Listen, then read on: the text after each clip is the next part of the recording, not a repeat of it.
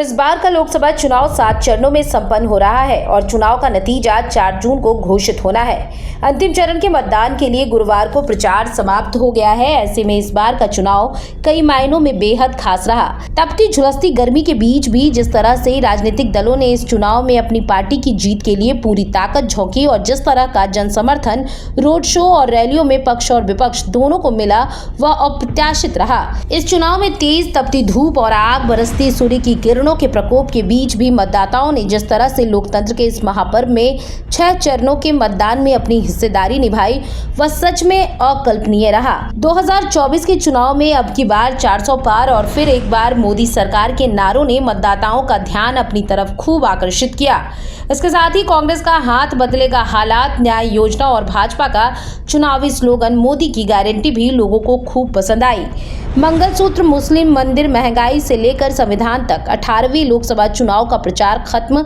7 चरणों में कब क्या हुआ जान लीजिए।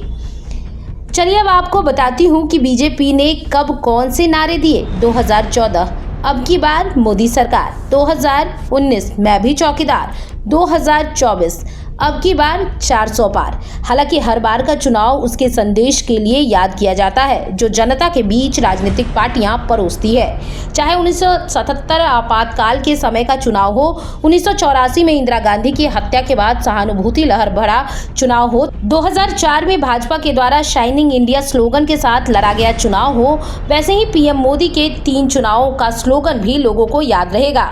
2014 में भाजपा अब की बार मोदी सरकार, 2019 में मैं भी चौकीदार और अब 2024 में अब की बार 400 पार का चुनावी स्लोगन के साथ मैदान में रही और यह स्लोगन लोगों की जुबां पर छा गया। इन तीनों चुनावों में जो स्लोगन भाजपा की तरफ से दिए गए और उसके जरिए पीएम मोदी ने चुनाव प्रचार अभियान के तहत एक एजेंडा सेट किया और विपक्ष इससे बाहर आने के लिए छटपटाता नजर आया। कांग्रेस पार्टी के तमाम नारे इन स्लोगन के बीच कहीं गुम से हो गए और इसे जनता आत्मसात नहीं कर पाई।